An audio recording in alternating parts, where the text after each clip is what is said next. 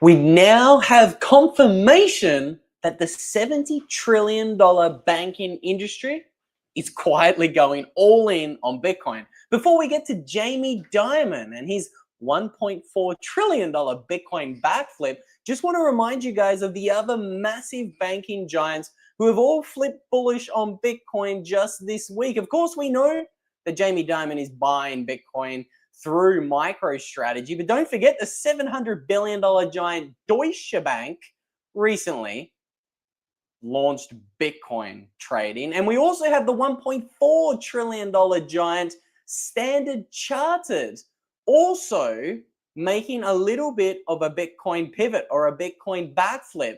Now, we're going to cover all of the news that these other banks is creating this week, but I want to jump straight into some new rumors that we have surrounding Jamie Dimon and him potentially going all in on Bitcoin. Jamie Dimon today about private equity, he criticized, I mean, I wish, I don't know, you know how these, there are these sites, the site that talks about what events are going to occur. I'd like to go, I'd like to be the bookie on when he does a lot of crypto. He'll go all in crypto. Maybe he does it on the conference call. But I think that would be a true 180. Yeah, well, I think that's why you got to check the sites. You got to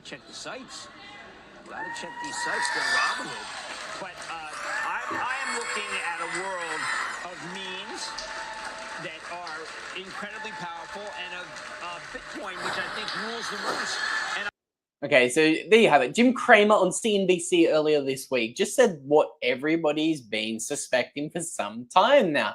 Jamie Dimon will go all in, except I think he'll go all in on Bitcoin. But again, don't forget, this guy's already been buying hundreds of millions of dollars worth of Bitcoin exposure through MicroStrategy. Don't forget that JP Morgan is one of the biggest holders of MicroStrategy. We actually uncovered this SEC filing for you guys recently, showing you just how much of a co-ownership JP Morgan Chase has in MicroStrategy. This kind of shocked me when I first found this, especially considering just how quickly Jamie Dimon's tone with Bitcoin has changed over the years. I mean, it has changed a lot.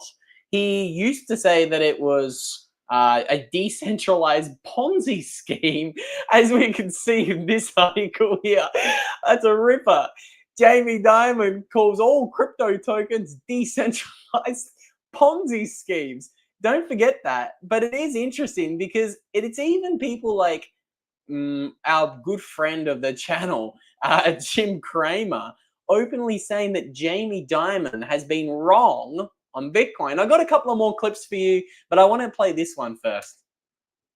Even talk about Bitcoin, right? Which now outpaces, refuse to even talk about Bitcoin, right? Which now outpaces a 10-year gain of Nvidia, Amazon, Netflix, Tesla. He may have gotten that wrong. He may have gotten Bitcoin wrong. The thing he's gotten right is he's been the CEO since 2006.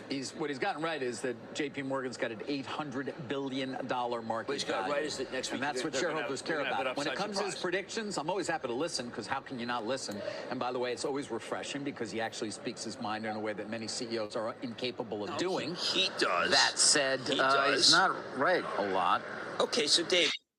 He's not right a lot. Don't you love that? It's 100% true. Jamie Dimon has been wrong on many things, and he is slowly but surely starting to quietly buy MicroStrategy in the private. And we have Jim Cramer potentially sparking some new rumors that Jamie Dimon might soon be going all in on Bitcoin. But he's not the only head of a multi-billion-dollar institution changing their mind on Bitcoin. I want to play you guys a quick video of John Blank, who is the chief equity strategy at one of the largest firms in America. Let's listen to what he has to say. Was put in the S&P 500 just a couple months ago, and these are all 3.54 beta stocks. So when you're in a big bull market rally, and a lot of your backing is the Bitcoin holdings or Bitcoin infrastructure, this is the bull trade of the century right now. And this is after the halving a year or so ago,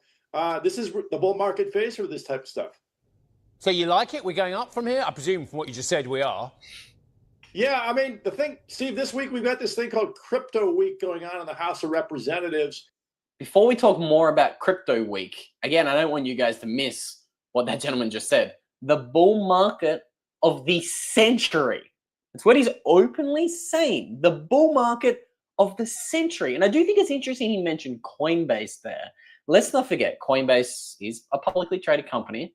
And we did recently see that the Czech Central Bank just bought something like over $100 million worth of Coinbase stock. I thought that was a pretty interesting rabbit hole to just entertain there for a moment. You know, is this going to be how other nation states get exposure to Bitcoin? I thought that was interesting. But again, I want to put some numbers behind that bold statement. Because again, bull market of the century, it's a bold claim. Let's actually start breaking this down in a little bit more detail. So we can see, try my best to help you guys see, we can see that, yes, JP Morgan, they're an $800 billion institution, right? One of the biggest banks in the entire world. Now, what's fascinating is the entire global banking industry is actually $182 trillion in size. Again, this is massive, especially when we start considering some of the biggest banks in the world are now FOMOing and scrambling to get their hands on Bitcoin. I love this little chart here. It's showing us the top 50 banks in the world. And if you just look at some of these names, the large majority of them are now being forced to be pro Bitcoin. Let's look at these blue ones. These are the big old American banks. So we've got Bank of America, Citibank, Morgan Stanley, Goldman Sachs, Wells Fargo, and JP Morgan Chase. Guess what's a fun fact about every single one of those banks? They're all pro Bitcoin. Every single one of them. I believe Goldman Sachs holds about $1 billion worth of BlackRock's IBIT Bitcoin ETF, which is now really interesting. Because if all the major players in a $180 trillion market have come to the realization that they're holding trash in their clients' accounts, and they should actually buy Bitcoin, what does this do? What happens if a $180 trillion market slowly but surely says, yeah, you know what? This 1% Bitcoin allocation is cute, it's cool, but we need a 10% allocation. Well, this is where the maths gets really funky. This is where I think we need to start thinking in much bigger ways. We need to actually start imagining what a real Bitcoin bull market could look like if we have multi-trillion-dollar banks trying to indiscriminately allocate to Bitcoin. Because these guys, they're not trading Bitcoin. They want to put Bitcoin on the balance sheet for years. They want it to be a pristine reserve asset. They're not here to trade the thing. Okay, do you really think JP Morgan Chase is buying MicroStrategy shares to trade it?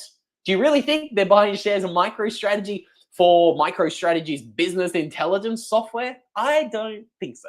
I think they're buying MSTR for the Bitcoin exposure, and I think it's absolutely fascinating that they're not the only one. All of these banks, again, let's just sit on Deutsche Bank just for a second. Deutsche Bank is a $700 billion bank, and they've just confirmed that pension funds and sovereign wealth funds are gearing up to flood the market next. It's a pretty wild statement by one of Europe's largest banks. And let's not forget what recently happened. Standard Chartered, they're a $1.2 trillion bank. They just became the first global bank to offer institutional Bitcoin trading. The first global bank. Don't you just think that is interesting? All of these banks, I think they're coming to the realization that not only every bank, but every nation state is coming to the realization of there really is no second best. It is Bitcoin or it is bust, which is why I think we're going to see a pretty insane Bitcoin bull run coming in the not too distant future. And again, I would encourage you guys, prepare yourselves. The next 6 to 12 months of volatility is going to be really interesting. I think we're going to absolutely explode higher. Before I talk about exactly where I think we're going to be going with the Bitcoin price, again, I would encourage you guys. It's great that the big banks are adopting Bitcoin. Don't get me wrong. It's cool. It's great. You know, it's good from an adoption standpoint that we have the biggest banks adopting Bitcoin. But again, what do we always say in Bitcoin?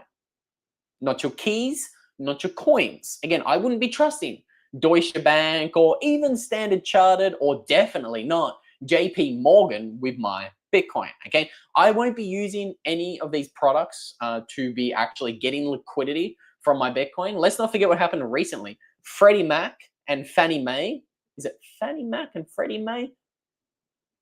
You guys tell me in the comments down below, what is the correct name of the two largest home mortgage issuers in America? Whatever their name is, they just got forced by the, I think it was the Federal Home Agency Association or something like that, to now start to consider Bitcoin as collateral for a mortgage. Again, to do this, you're going to actually have to give up your keys and put them on a centralized exchange. So I think this is just another domino that the banking industry is coming into Bitcoin. I am concerned about the wording that was put out there with this Freddie Mac and Fannie Mae announcement recently. I think it could be a little bit of a honeypot, especially with the exact wording of, you know, yes, you can get a loan against your Bitcoin. You can consider it collateral for a loan, but you have to put the Bitcoin on a centralized exchange where you don't own custody of your Bitcoin. Obviously, it's a little bit of a carrot. A lot of Bitcoiners are sitting on huge amounts of profit and they don't want to sell their Bitcoin and take the tax hit, but they do want to get the liquidity that their Bitcoin has gained. Okay, that is natural. This is obviously why I like to tell you guys about Firefish. They are a Bitcoin fully backed. They don't rehypothecate, and they're a peer-to-peer Bitcoin lending platform. And they use multi-signature vaults where your Bitcoin sits in escrow and you retain a key over that multi-signature vault, okay? Firefish is a really cool solution that I think obsoletes all of the banks that we're talking about today. As you can see, you can borrow, you can lend. They have a peer-to-peer loan marketplace. They give you the option to create your own loan on your own terms. I really like Firefish. I like it so much that I'm even using it myself in this Bitcoin bull run. I've taken out a little $1,000 USDC loan just the other day, and I was absolutely shocked at how easy it was to create this loan. I could literally get it done in 3 minutes. I've got a video of me getting it done in 3 minutes. Again, think about how many hours you have to spend in a bank to get approved for a mortgage. I've done it. It was hours and hours. It was actually days and weeks, if not months, to get that process approved in Australia. It was a shitcoin. Again, this is why I love Firefish. I got a loan in 3 minutes and I got paid the stable coin, the dollars, literally in the same day. It's pretty insane. So again, if you guys want to actually borrow against your Bitcoin this bull run, I think Firefish is the best option. They're one of the only peer-to-peer options on the market that don't take custody of your Bitcoin. This is why I love them. They don't take custody of your Bitcoin. Again, that's what Bitcoin is all about. So again, check out Firefish, and you guys can use a promo code Luke to get 30% off your first transaction with Firefish. So everything you need to know from those guys, link down below. Now let's start talking about, where is the price going to go this bull run? What's going to happen? Again, I don't think we're going to be seeing diminishing returns in the Bitcoin price. I think the fact that we're seeing the largest banks around the world start FOMOing into Bitcoin, this is the signal that I think confirms that this bull run could be just a little bit different. I mean, we've all seen the headlines and the charts. We've seen the amount of Bitcoin absolutely evaporating from the exchanges. It's not slowing down. I think this is the biggest story in Bitcoin that nobody talks about, which is why I like to always remind you guys about the supply shock going on in the Bitcoin space. And I think now that the banks are buying Bitcoin, I think this cycle has the most amount of potential to be different than any other cycle because of the big boys who are here. Mark in the chat says, can't load up fast enough. Got 20 years left to stack before I'm done with work. Every sat counts right now. I've actually showed you in a previous video that I don't think you need to be waiting 20 years to retire on your Bitcoin. I believe in some maths I recently showed, you can actually retire on 0.1 Bitcoin within this decade. So I'm talking before 2030, in less than 5 years. If you guys do want to see the deep dive that I took looking at that video, I might put a link to that video somewhere around there. With all that said, guys, I've got to run. I'm going to jump on over and do the Simply Bitcoin live stream, so make sure you don't miss that, and make sure you don't miss that breakdown where I did have a look at just how much Bitcoin to retire going to put a link to that one somewhere around there. So with all that said, thank you so much, guys. I'll see you all